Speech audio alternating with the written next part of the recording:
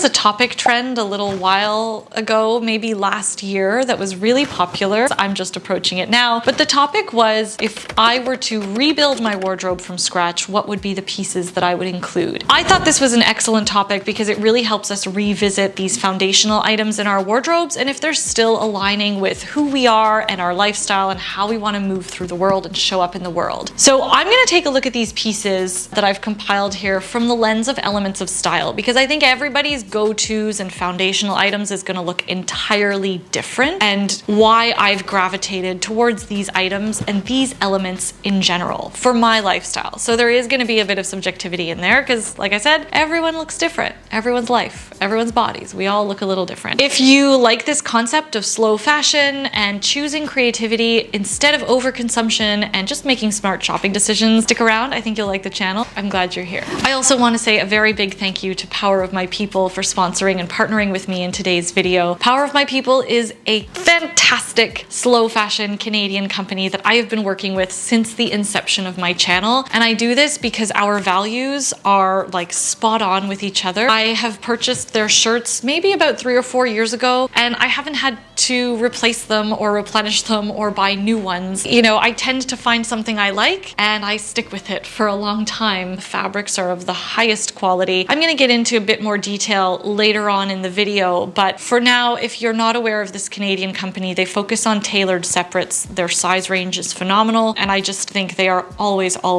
worth discovering because their clothes will stay in your closet for as long as you want, really. They're incredibly made. So let's jump into the video and get to these go-to pieces. Vintage denim. Actually, let's just say denim in general with a focus on vintage. My lifestyle is pretty laid back. I don't work in an office anymore. I tend to look very intense very easily when I wear things with structure, like button-ups and blazers. And because I like things with structure and I tend to just veer towards more timeless and polished and I almost like corporate wear things, I like having the rough texture and the utilitarian and laid back vibe that denim gives me. This is what allows my looks to feel more chill and have more ease rather than veering on that side of being too intense. But I also particularly love vintage denim simply because I find it has more character. It's been worn in. I find the cuts of vintage denim and even the heftiness of the fabric are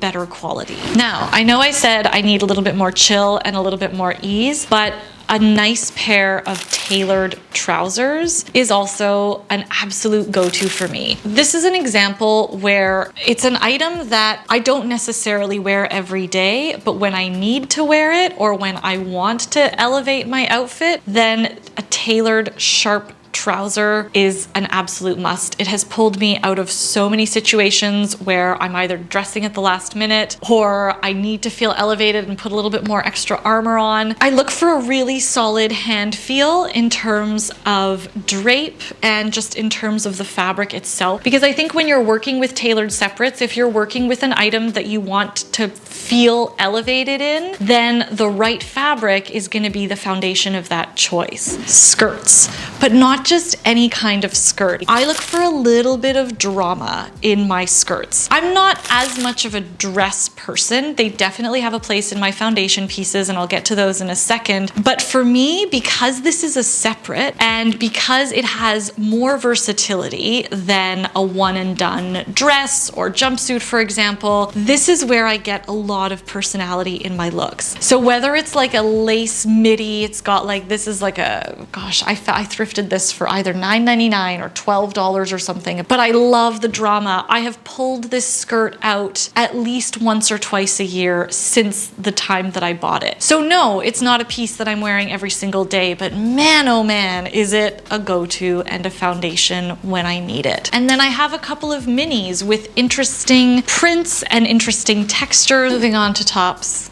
Gotta start with my absolute favorite, the button-up shirt. This is probably one of my favorite items in my closet. It never fails me. So I tend to look for button-ups that are a little bit boxier, a little bit less fitted to the body. I prefer to be able to manipulate the fabric on my own and create different shapes and silhouettes so that it's got a little bit more give. This one that I'm wearing is called the Tailor in a Proper Fit from Power of My People. What I love about this one in particular is that the fabric is 100% cotton, but it's slightly heavy enough to get you through almost every season, and it holds its shape still. So you get this really nice, soft and comfortable feeling, but it still keeps like a nice sort of stiff collar. This isn't exactly the fit. What I've done is I've created a little knot and I've tied it at the back here. You could also tuck this shirt, you know, it's not super long, so it's really good at being tucked in without too much volume and fabric in your pants, which is really nice. For me, a button-up shirt with just the right amount of tailoring is really key,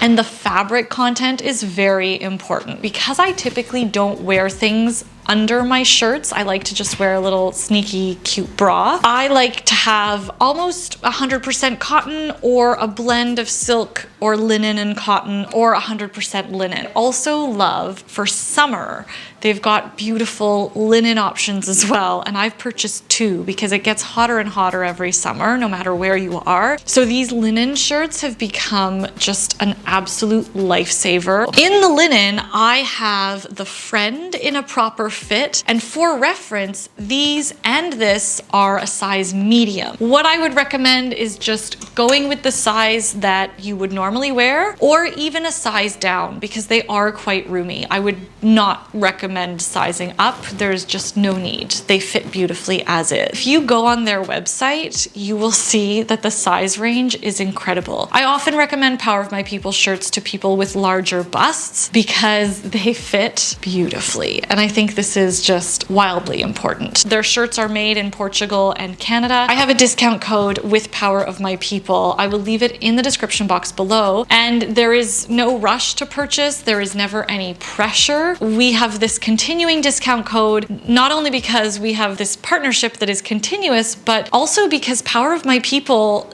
don't adhere to these like crazy rushed standards that a lot of the fashion industry does. Their product is evergreen, which is such a testament to their slow fashion philosophy. But it's there for you if and when you do, or if you are interested. Thank you, Power of My People, for this, and for, you know, supplying me with some of my best go-tos in my closet.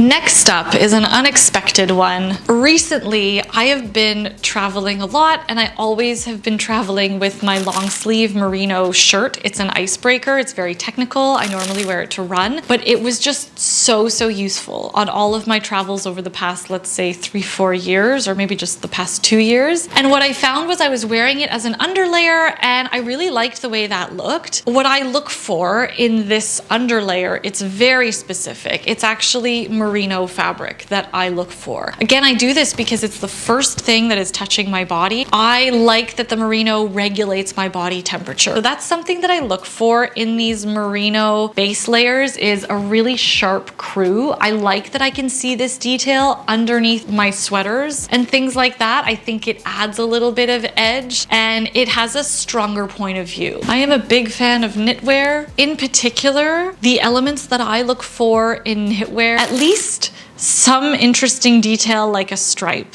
I didn't realize how much I liked stripes, but especially because the rest of my closet is quite basic, the stripes can add a very interesting element. But in terms of silhouette, I always look for, again, something that is a little bit more boxy. This way I can really manipulate the silhouette to my liking, making sure I've got a versatile set of hemlines. A really good cropped sweater will look fantastic with high-waisted trousers. So I like to make sure I've got a couple of sweaters that are on the shorter side, but that's going to depend completely on your proportions and how you like to style and play with your proportions. I think in a lot of capsule closet videos and checklists and things like that, we see blazers, and this is a little bit like the button-up shirt. I think it's where we feel, oh, everyone has a button-up shirt, they say it's classic. Same thing with a blazer. Like, it's kind of like, oh, I need a blazer if I have an interview or whatever. But I think we're kind of beyond that now. So I'm gonna call this next piece my third layers or my third pieces. This is entirely dependent on the proportion and the vibe that I'm looking for. But what I realized in my third piece is that it can't be restrictive. It can't be too stiff. So for example, I've got this blazer here. This is Smythe, another really great Canadian company. It's a jersey blend. So look, it's got the sharp structure of a blazer, but it's a jersey blend. So it feels like a sweater. I'm not restricted in it. It doesn't even have to be a blazer for you. So it also is going to depend on your perception and how you style your pieces too, right? So it's so important to be aware of your taste and your direction. Don't be swayed by people on the internet, okay? Even me. I mentioned I'm not a huge dress person, but I do see the power in having a few dresses to get that one and done. This one is a stunning silk number from Laura Jean. Laura Jean is another really great slow fashion company based in the UK. She is a textiles expert, but this dress here just has such a beautiful drape and finish and such a beautiful sense of simplicity and ease that it works with like any situation. Love these classic silhouettes. So this is the element that I look for in my dresses. It's less about color for me, obviously, and more about having a silhouette that gives me ease of movement, that has a really beautiful feel on my body. So silk, cotton, and that ease of movement can also come from the silhouette here. Very simply cut t-shirt dress, but looks phenomenal on just because the cut is great. This is from Cézanne. It's just so important to connect with how you want to show up in the world and then figure out those elements that will allow you to feel that way. We are in the world of accessories. I think belts are one of my favorite accessories to manipulate silhouettes with. I don't think you need a lot of belts. You can achieve the same thing with different thicknesses. So I always like to have one that is a little bit thicker and one that is a standard width. And I always like to have, especially when I travel, a lighter colored one and a darker colored one. But I find that especially because the rest of my closet is very basic, my accessories is where I want to add a little bit of spice and personality. So I'm okay with my belts having a more interesting buckle or a more interesting texture. Let's talk footwear. There are 3 categories I've realized I am unable to function without. Number 1, the sneaker. I don't always wear sneakers. I gravitate to a little flat more often than not, but I think a sneaker is really handy, especially because we spend so much time on our feet. The elements that I look for in the sneaker are primarily comfort. I'm not wearing a sneaker to be cool. I just want to be able to be my most comfortable running around self. So I've chosen a more tennis inspired sneaker and then a more vintage inspired sneaker. These are the only 2 that I have aside from my like actual running shoes that I run in. And I like that they both have very different elements and very different vibes. So between these 2, I can cover all bases of what my sneakers need to do in my closet. I mentioned flats and the pointed flat. I think the pointed toe, especially for me, is really important because I like having this sort of undone styling, and the pointed toe is what brings everything together and just makes my look and me feel still put together and not so sloppy. Patent nude, patent black. I don't care how fancy an event you're going to or how casual an event you're going to. Your heels don't have to be this high. The patent is important, the shine, because again, the interesting texture is what's going to be able to keep these going between casual and event dressing. Because they're in neutral colors, they won't be too much in an outfit. I have had these shoes for about 13, maybe 14 years now, and I swear they're like my partner in crime. These also I've had for at least 8 or 9. They never fail. When you don't know what to wear on your feet, just go with one of these. You'll be fine.